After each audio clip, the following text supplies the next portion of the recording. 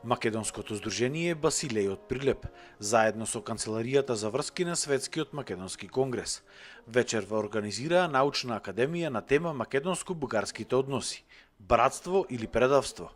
Академијата се одржа во хотелот Сонце.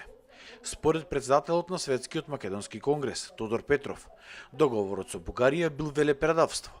Петров нагласи дека Македонија требало да гради добри односи со сите соседи, но на принципот на взаимно почитување и без мешање во внатрешните работи.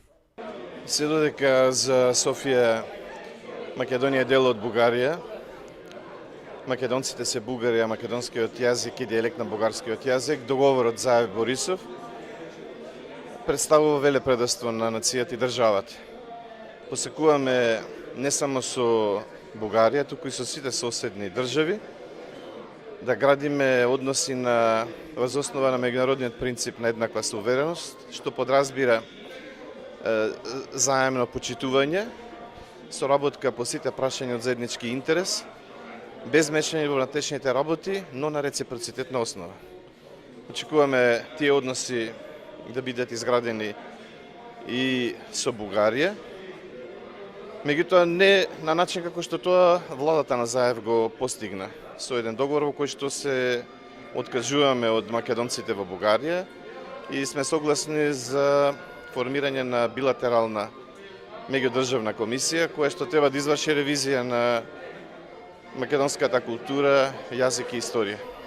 Ние бараме собранието да не го донесе законот за ратификација, а соодветно и од председателот на Републиката, доколку биде донесен, да не го потпише указот за прогласување на тој закон. Петров потенцираше дека очекува синодот на Македонската православна црква да го повлече барањето упатено до Бугарската православна црква, таа да биде наша мајка црква, затоа што само Мопаца била единствена канонска наследничка на Охридската архиепископија и на Јустинијана I, и на Мопаца воопшто не й требало признавање од никого. Тоа не е ниту според каноните, ниту е во согласност со историјата. Очекуваме Светиот Синод да го повлече барањето. Македонија е една единствена легална и легитимна канонска наследничка. Македонската црква е една единствена легална и легитимна канонска наследничка на Охридската архиепископија, односно патриаршија и на Јустинијана I.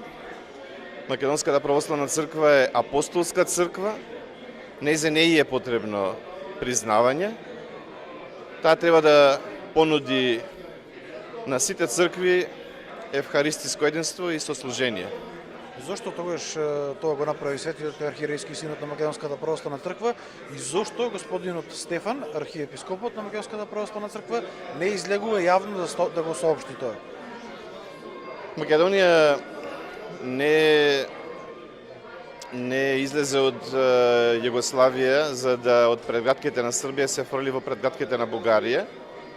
Истото се однесува и на Македонската православна црква. Синодот имаше една таква авантура со Српската православна црква, со Нишката спогодба од 17 мај 2002 година. Излезе од таа авантура без ратификација на договор кој претходно беше усогласен меѓу комисиите, меѓу двата синода. Меѓутоа, политиката успеа да ги навлече македонските епископи, односно архиереи, да влезат во една нова авантура кон Бугарија за да го оправда договорот меѓу двата премиера, на Зоран Заев и на Бојко Борисов. Македонските епископи мора да го симнат гревот за да не остане срамот на нацијата, на црквата и на верниците во Македонската црква. На академијата учесниците прокламираа и 3 резолуции за државното име на Македонија, за договорот за соработка, добрососедство и пријателство помеѓу Македонија и Бугарија, како и за законот за употреба на јазиците во Македонија. Отфрламе договор за промена на името на државата. Конзистентни сме во ставот за отфрлање на референдум, отфрлање на амандмани на Уставот и отфрлање на ратификација на меѓународен договор во собранието со цел промена на името на државата.